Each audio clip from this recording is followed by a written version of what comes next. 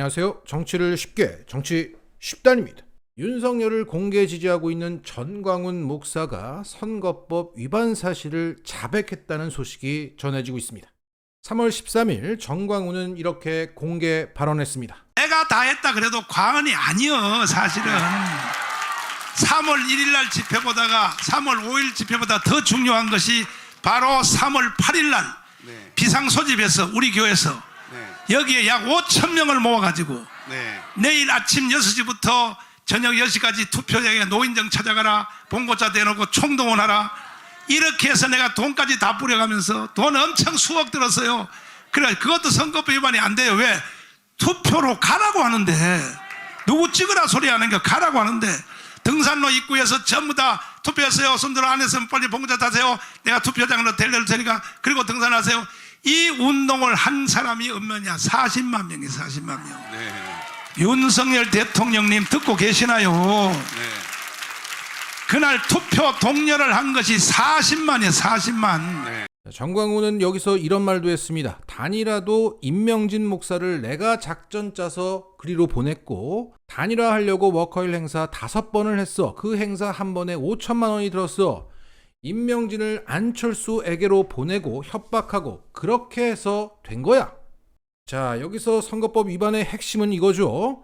3월 8일 5천 명의 교인들을 내가 모아놓고 노인정 등산로 입구로 찾아가게 해서 거기서 봉고차로 실어 날랐다. 수억 원을 써서 40만 명을 차량으로 동원했다고 전광훈은 실토했습니다. 자, 전광훈은 누구 찍으라고 한 게 아니라 투표장에 가라고 했기 때문에 위반이 아니라고 얘기하고 있지만 어쩝니까? 이거 명백한 선거법 위반입니다. 공직선거법 230조 매수 및 이해 유도죄에 따르면 투표를 하게 하거나 하지 아니하게 하거나 당선되거나 되게 하거나 되지 못하게 할 목적으로 선거인 등에게 금전, 물품, 차마, 당은 그 밖의 재산상의 이익이나 공사직을 제공하거나 그 제공의 의사를 표시하거나 그 제공을 약속한 자에 대해서는 5년 이하의 징역 또는 3천만 원 이하의 벌금에 처한다고 규정하고 있습니다. 자, 전광훈은 투표를 하게 할 목적으로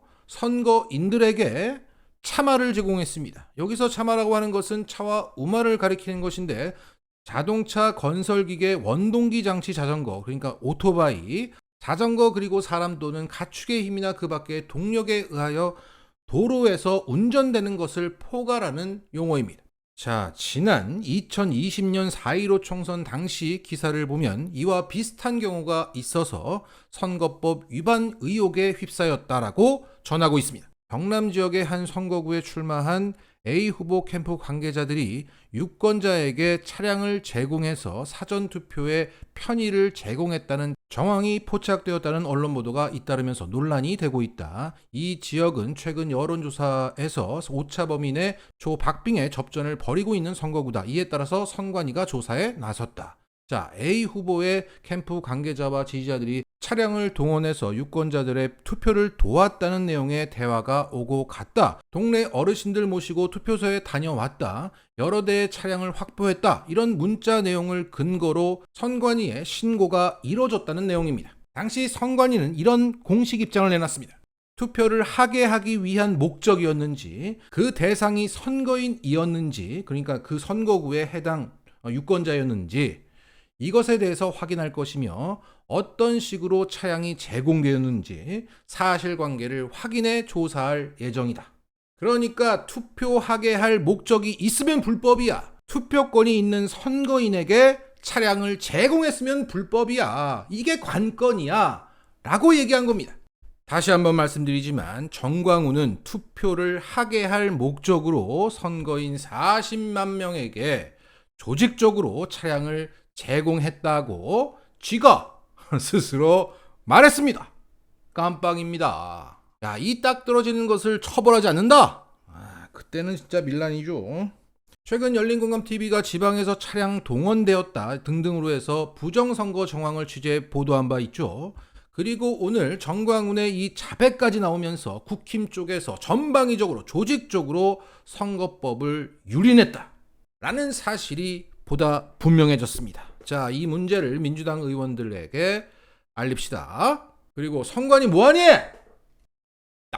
대선 이후 이재명을 지키겠다며 신규 입당한 당원이 무려 12만 명에 육박하고 있습니다. 하루 평균 2만 명씩 밀려 들어오고 있는 상황입니다. 서울에서 25%, 경기가 34%로 가장 많은 비율을 차지했으며 부산에서도 6,700명이 입당 승인을 받은 상태라고 합니다. 연령대별로 보면 40대가 3만 3천 명으로 제일 많은 것으로 파악되고 있습니다. 자, 현재 제명인의 마을도 10만 명이 넘었는데 분위기 좋네요. 자, 이에 대해서 민주당에서 이런 입장을 내놨습니다. 대선에 패배했음에도 당을 지켜야 한다는 국민의 염원이지 않을까 싶다. 앞으로도 승인 절차가 계속 남아있기에 신규 당원 가입 수는 지속적으로 증가할 것이다.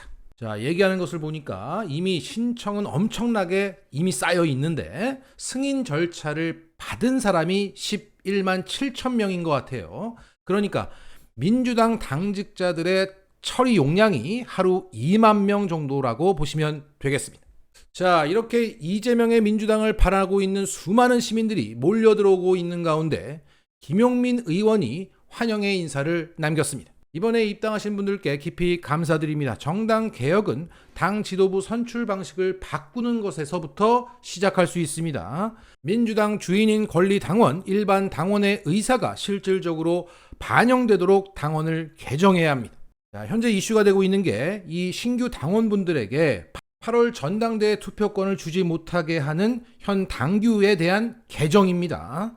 자, 지금의 분위기라면 당규는 당연히 개정될 것으로 보이고 그때 권리당원의 표가 대의원에 비해서 60분의 1의 가치가 있는 표의 등가성 문제도 꼭 개선되기를 바랍니다. 이게 얼마나 심각한 문제냐면 국힘당도 당원 1인에게 1표의 가치를 주는데 현재 민주당은 당원 1인에게 0.016표의 가치를 준다는 겁니다. 당원 60명의 표가 대의원 1표와 맞먹고 있습니다. 이 거대한 불공정과 야로를 이번 기회에 꼭 개선해야 할 것입니다. 자, 이런 가운데 비대위원장 선정에 비하인드 스토리가 나왔습니다.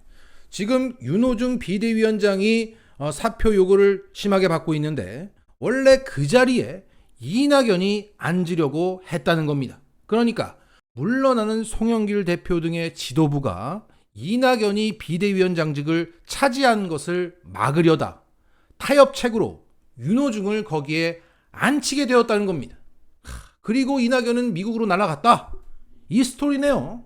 자, 결국 이낙연이 정말 뜬금없는 욕심을 부리지 않았다면 더 민주적인 절차로 새로운 비대위원장을 앉힐 수 있었다. 아니면 외부에서 더 개혁적인 비대위원장을 모실 수도 있었다. 그런데 이낙연 때문에 이 사단이 났다. 사람들이 민주당을 싫어하는 이유들 끝에 늘 이낙연이 있습니다. 마치겠습니다.